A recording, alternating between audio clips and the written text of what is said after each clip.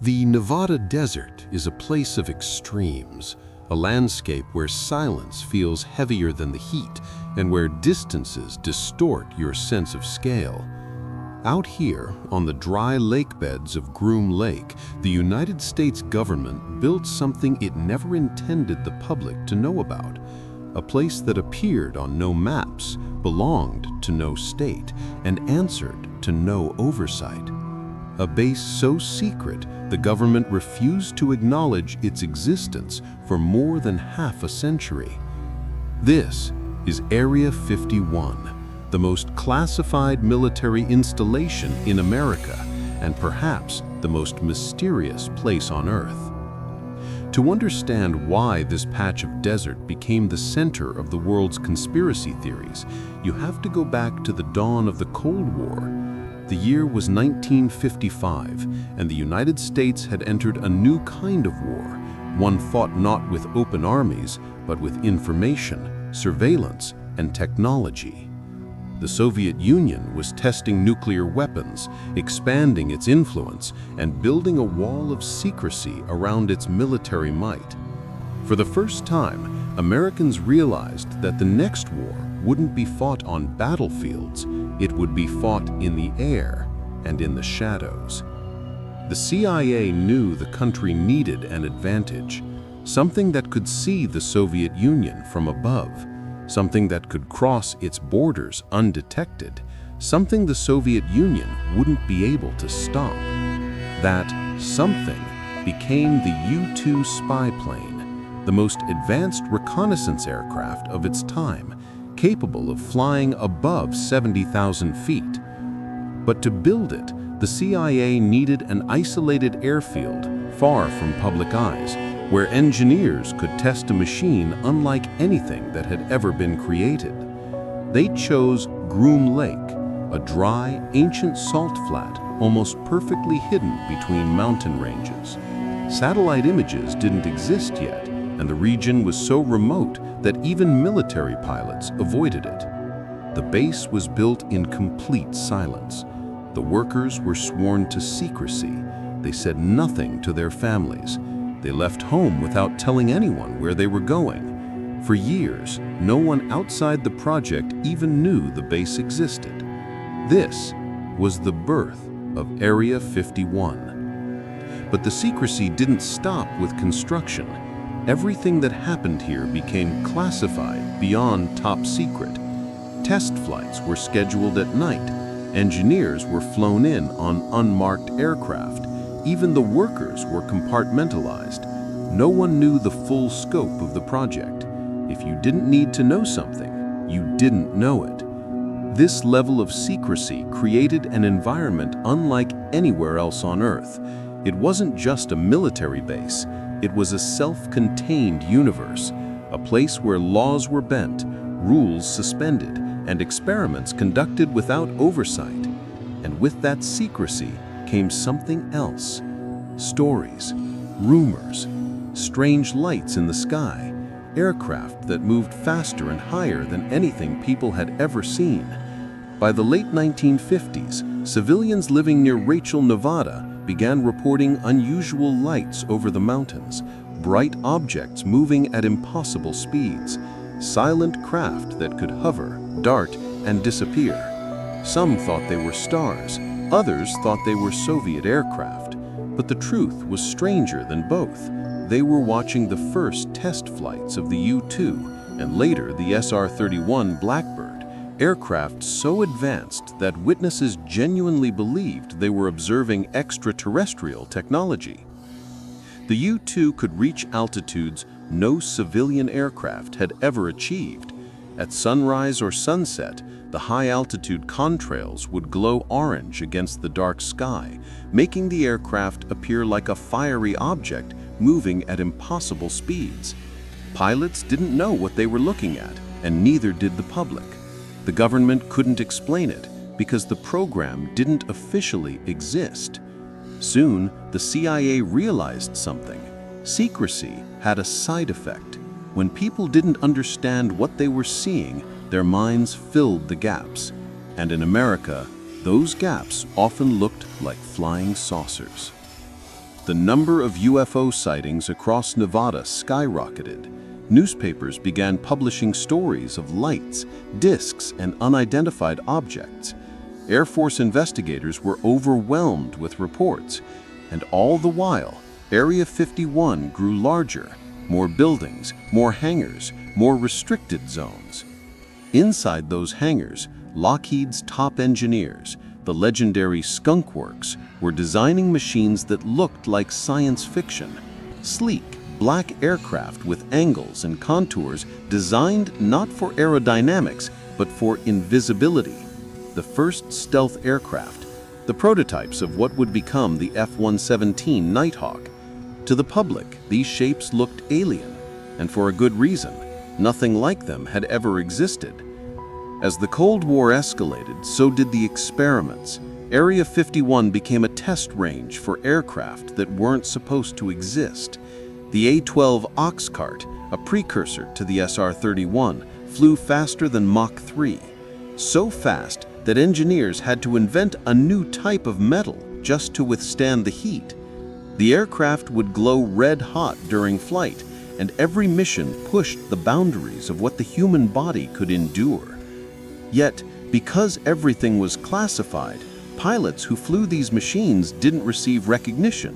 When one crashed, the government wrote false statements in newspapers. Families were told their loved ones died in routine training exercises without further explanation. Area 51 demanded absolute secrecy and absolute sacrifice. But secrecy also attracts suspicion, and in the 1960s and 70s, the base's mythology exploded. Stories circulated about underground tunnels, alien bodies, captured spacecraft, genetic experiments, and reverse-engineered technology. Some of these stories were fueled by real black-budget programs. Others were fueled by misinformation campaigns meant to distract the public and foreign intelligence agencies. One of the most unusual episodes came in the 1980s when a man named Bob Lazar claimed he had worked at a facility near Area 51 called S4, where he saw spacecraft that were not of human origin. His claims were sensational, impossible to verify, and yet they became a cornerstone of UFO conspiracy culture. Millions believed him, millions still do. The government ignored the rumors because acknowledging them meant acknowledging the base's existence. But the truth is this: Area 51 was never about aliens. It was about building machines so advanced, so secret, and so dangerous that even the military didn't have clearance to discuss them. And sometimes the truth is stranger than the fiction built around it. But if Area 51 is only a test site, then why did the government go so far to hide it? Why did it take until 2013 for the CIA to finally admit it existed? What is happening out there today? In the new hangars, in the expanded runways, in the restricted zones even drones cannot approach. And what about the whispers that America is testing aircraft decades ahead of public technology, powered by classified propulsion systems that defy known physics? To answer that, we need to dive deeper into black-budget programs, Cold War espionage, reverse engineering claims, and the layers of secrecy that didn't just build Area 51, they maintain it to this day. This is where the real story begins. The deeper you move into the story of Area 51, the more obvious it becomes. This base was never simply about airplanes. It was about maintaining a technological advantage so overwhelming that America could shape the Cold War without ever firing a shot. And that advantage depended on secrecy, not just from the public, but from Congress, allies, and even the rest of the military. This world is known by one term: black projects. A black project is a program so classified, so compartmentalized, that its very existence is hidden behind layers of budget codes, dummy corporations, and misleading designations. Billions of dollars disappear into these projects every year, quietly, silently, without public accountability. And Area 51 is where this world was born. The first true black project was the A-12 Oxcart. This aircraft didn't just fly fast, it rewrote the rules of what was possible. Built primarily from titanium, coated with radar-absorbing materials, and designed with angles that minimized radar return, the A-12 was a ghost. It flew above Mach 3.2, higher than 90,000 feet, and could outrun any missile ever fired at it. No enemy pilot ever saw it. No radar system ever locked onto it long enough to be a threat. To the outside world, such performance looked impossible. For many, it looked extraterrestrial. But the truth was more impressive than any UFO myth. It was human engineering pushed to the limits by secrecy, pressure, and necessity. But here's where the story takes a darker turn. Because the government didn't just hide the aircraft, they hid the accidents, the failures, and the deaths. Pilots who crashed disappeared from official records. Their aircraft were buried in the desert or classified so deeply that even decades later, their missions remain unknown.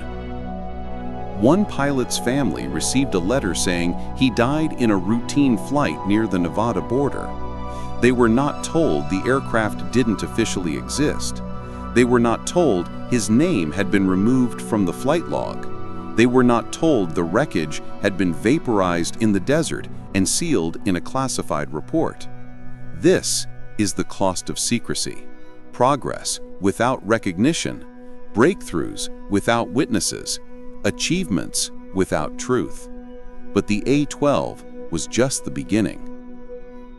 In the late 1970s, Area 51 became the birthplace of something even more revolutionary: stealth technology. The F-117 Nighthawk, an angular, alien-looking aircraft that looked more like a crashed UFO than a jet, was tested here under extreme secrecy. Engineers joked that the plane shouldn't fly, but does out of sheer intimidation. Its faceted shape deflected radar waves. Its surface absorbed them. It was the first plane in history that could fly directly over anti-air systems and remain unseen. When witnesses in Nevada saw its strange silhouette at night, a black diamond cutting silently through the sky, they reported it as a UFO. The Air Force said nothing. The CIA denied everything. And Area 51 added another chapter to its growing mythology. But while the public obsessed over flying saucers, something far more extraordinary was being developed, something that to this day remains classified. Multiple whistleblowers, engineers, radar technicians, and radar operators have described seeing aircraft that didn't match any known design. Triangular shapes the size of football fields, silent drones with no visible propulsion systems, objects that changed direction instantly, defying inertia. A craft so black that it absorbed almost all light, making it appear like a moving hole in the sky. Were these extraterrestrial? Or were they simply human experiments decades ahead of public technology? This question reveals the heart of Area 51's mystery. We know the United States has a long history of developing breakthrough technologies in secret: nuclear weapons at Los Alamos, spy balloons over the Soviet Union, radar stealth in the 1970s, unmanned drones in the 1980s, hypersonic prototypes in the 1990s. If technology is advancing at a pace the public sees, then the classified world is advancing at a pace we can't imagine. Former Lockheed Skunk Works director Ben Rich once famously said, "We already have the means to travel among the stars, but these technologies are locked in black projects." Was he exaggerating? Was he speaking metaphorically? Or was he hinting at something deeper, something developed not for public use, but for strategic superiority. The truth is complicated. Some Black Project aircraft, like the rumored TR-3A Black Manta, are likely prototypes for next-generation reconnaissance craft. Triangular shapes make sense aerodynamically and for stealth, but when witness reports describe motion that defies physics, hovering, instant acceleration, silent flight, something doesn't add up. Some engineers believe these sightings represent experiments with anti-gravity propulsion, a field that has been researched quietly since the 1950s. Others argue they are simply misidentified aircraft, drones, or classified hypersonic gliders. Still others think the craft are decoys designed to mislead foreign intelligence agencies.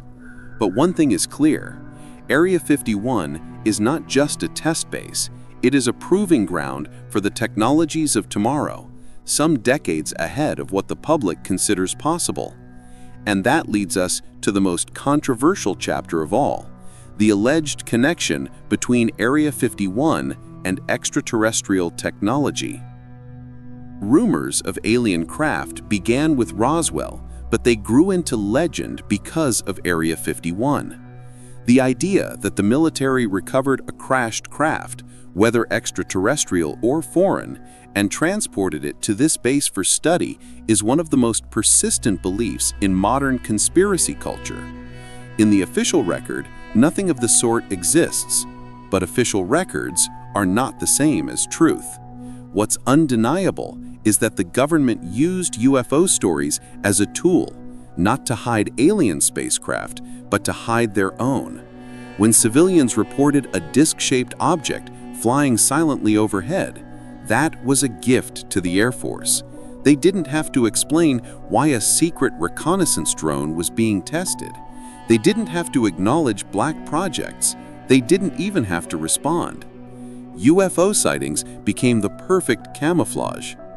But behind these stories lies a more important question. If Area 51 has always been about advanced technology, what is being tested out there right now? Satellite imagery shows rapid expansion, new hangars, new runways, new restricted zones, reports of aircraft with no visible air intakes or exhaust, rumors of propulsion systems that operate without combustion, a level of secrecy that even by Cold War standards seems excessive. Whatever is happening at Area 51 today, it's not about old Cold War planes. It's something newer, stranger, and more advanced, where the line between experimental physics and science fiction begins to blur, where the next chapter of aviation is being written in silence, where reality is classified and the future is hidden from the world. To understand what might be happening, we have to go deeper into eyewitness testimony, whistleblower reports, and the frightening possibility that Area 51 has become the testing ground for technologies humanity is barely ready to comprehend. This is where the story shifts from secrecy to the unknown. By the late 1980s, Area 51 had become more than a secret base. It had become a symbol of something larger, an invisible structure of power where the military, private contractors, and intelligence agencies worked together beyond accountability. But secrecy has a strange effect. The more tightly you seal something, the more pressure builds beneath the surface. And that pressure finally erupted when a series of whistleblowers stepped forward with claims that shocked the public and terrified the government. The most famous, of course, was Bob Lazar, whose story exploded onto national television in 1989. Lazar claimed he worked at a facility near Area 51 called S4, where the U.S. military was reverse engineering recovered spacecraft. He described hangars hidden in a mountainside, 9 flying discs stored in specialized bays, and propulsion systems powered by an isotope the world wouldn't synthesize for another decade. Scientists dismissed him. Officials denied everything. but the public was captivated. And that's when the government made its first major mistake. Instead of calmly disproving Lazar's claims, the Air Force intensified secrecy around Groom Lake. Flight schedules were reduced, patrols increased, restricted airspace expanded dramatically.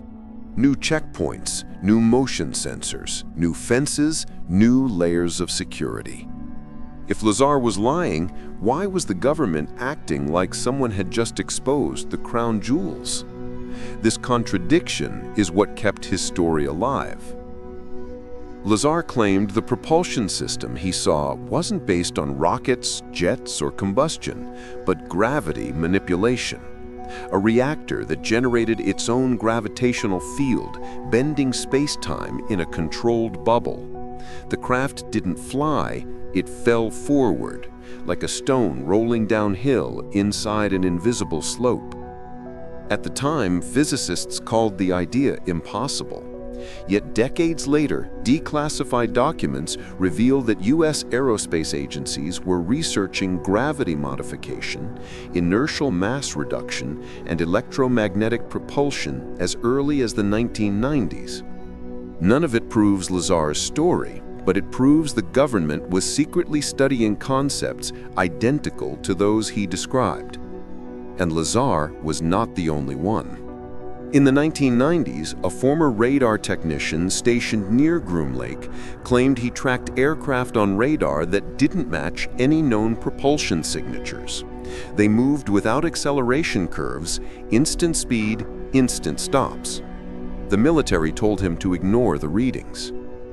A helicopter pilot who flew security patrols near the perimeter reported seeing a triangular craft rise silently from a hangar and vanish into the night sky. He described no jet wash, no engine noise, and no aerodynamic surfaces, only 3 glowing lights and a black triangle that ate the stars behind it. Engineers from Lockheed Martin have hinted for years that breakthroughs in propulsion exist far beyond public technology, and that some black-budget vehicles do not use conventional engines. Were these aircraft built from extraterrestrial materials, or were they simply the next phase of classified aerospace development? The truth is that we don't know, because Area 51 operates on a principle called unacknowledged access. Not only are programs classified, the existence of the programs themselves is classified. Even high-level military officials may not have clearance to know what's being tested there. And when programs reach this level of secrecy, a new problem emerges. The science itself becomes classified. If a breakthrough is discovered, a new material, a new propulsion method, a new physics, it doesn't enter the scientific community. It disappears behind locked doors. Some whistleblowers claim this has already happened.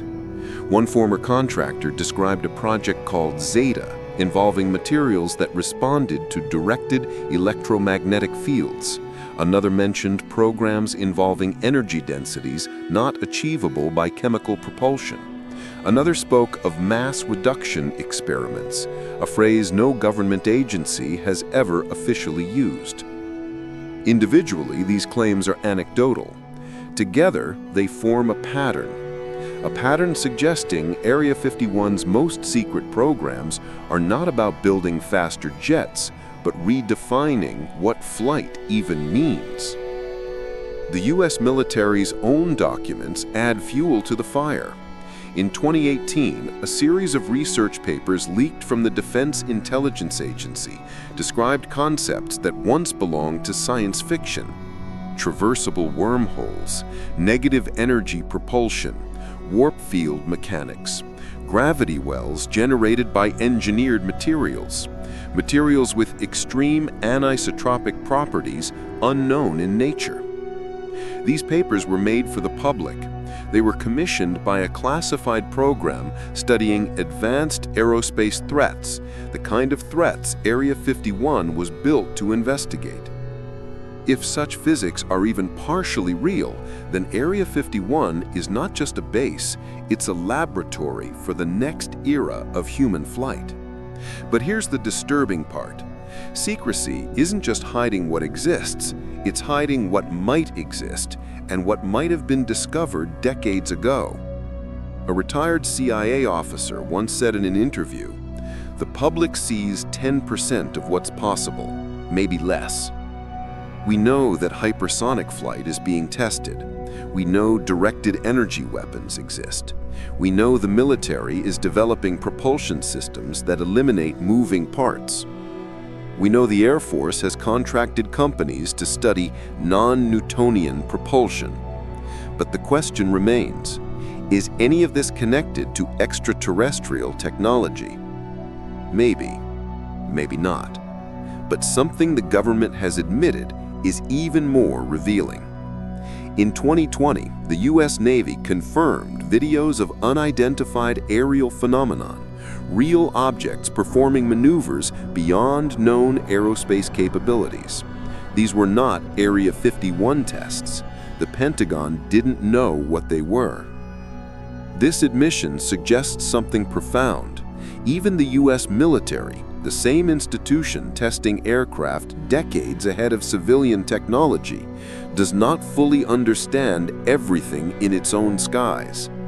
If that is true, then Area 51 is not only a testing ground, it's a defensive wall, a place where unknown objects are studied, analyzed, and reverse engineered, whether they come from hostile nations, private contractors, or somewhere else. And the people working inside those black hangars may be dealing with technologies we cannot yet explain, not because they come from aliens, but because human science hasn't caught up.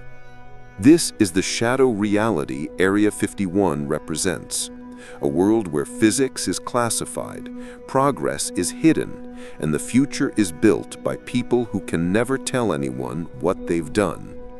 But revelations don't stay buried forever. The deeper you dive into the story, the clearer it becomes that Area 51 is only one part of a larger network, one base in a system of secrecy stretching across the American West. To uncover the truth, we have to widen the map, because the next chapter isn't about Area 51 at all. It's about the bases connected to it, the ones even more secretive, more restricted, and more dangerous. If Area 51 were the whole story, the mystery would have ended decades ago. But the deeper researchers dig into the classified world of American aerospace programs, the clearer it becomes. Area 51 is just the visible tip of a much larger, hidden system. A cluster of bases, laboratories, and test ranges stretching across the southwestern United States, all interconnected by secrecy, shared projects, and technologies the public has never seen. This shadow network begins with Area 51, but it does not end there. 30 miles to the north lies Site 4, registered as weapons storage. In reality, satellite imagery shows structures resembling electromagnetic test facilities. Further west is Papoose Lake, a dry lakebed with no official purpose, yet its restricted airspace is tighter than Area 51's. And beneath the Nevada Test Range, an area larger than some countries, lie tunnels, underground laboratories, and decommissioned nuclear caverns that have been repurposed for research the government refuses to acknowledge. The question is not why these places exist, it's what they are protecting. Military insiders describe 3 levels of secrecy. Level 1, programs the public knows about after they retire. SR-71, U-2, F-117. Level 2, programs the public learns about decades later. Hypersonic glide vehicles, directed energy weapons. Level 3, programs so secret that even acknowledging their existence violates federal law. This is the realm where Area 51 operates. But according to whistleblowers, Level 3 programs are not alone. They are connected. Knowledge flows between them. compartmentalized but coordinated. One facility studies materials, another focuses on propulsion, another simulates atmospheric re-entry, another analyzes radar invisibility. None see the full picture, but someone does. This structure has existed since the Cold War, and it was built for one reason: to keep the United States technologically ahead of every nation on Earth. But technological superiority brings a paradox: progress so advanced that the public cannot understand it without asking dangerous questions, such as, where did these breakthroughs come from? What was recovered during crash retrieval missions, foreign and unknown? How much science is hidden behind classification? How many discoveries were made decades before the public saw a glimpse of them? Consider this. The F-117 stealth fighter was operational for 7 years before the public even knew it existed. The SR-71 could outrun missiles in 1966, technology still unmatched today. Drones capable of autonomous flight were tested in the 1980s, decades before mainstream adoption. Black-budget aircraft used composite materials and radar-absorbent structures before the public even had carbon fiber bicycles. If these advancements were public-facing achievements, what breakthroughs remained hidden? This is where testimonies from former employees become impossible to ignore. A maintenance worker from the Nevada test range described seeing a silent aircraft with no intakes, no exhaust, and no heat signature. A technician from Dugway Proving Ground reported materials that repelled heat like water off glass. An engineer at White Sands Missile Range claimed to witness non-ballistic acceleration during a classified test. Individually, each story is questionable. Collectively, they form a pattern the military refuses to address. And then there is the most disturbing piece of the puzzle: the crash retrieval programs. Since the 1950s, the U.S. military has quietly recovered downed aircraft of unknown origin, foreign, experimental, and sometimes completely unidentifiable. Officially, these materials are studied for counterintelligence. Unofficially, some believe they are key to understanding the propulsion anomalies witnessed during the last century. In 2023, whistleblower David Grush told Congress that the U.S. had non-human craft in its possession.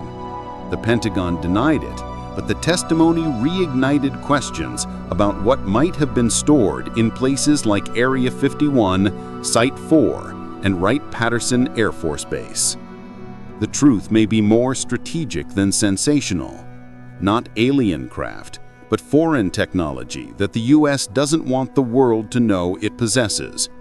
Hypersonic gliders, experimental drones, Russian or Chinese prototypes, quantum radar jamming materials, or aircraft from failed programs that never reached public disclosure. Secrecy hides incompetence as much as it hides breakthroughs. But the part that concerns researchers today is not what Area 51 did in the past, it's what it's doing now.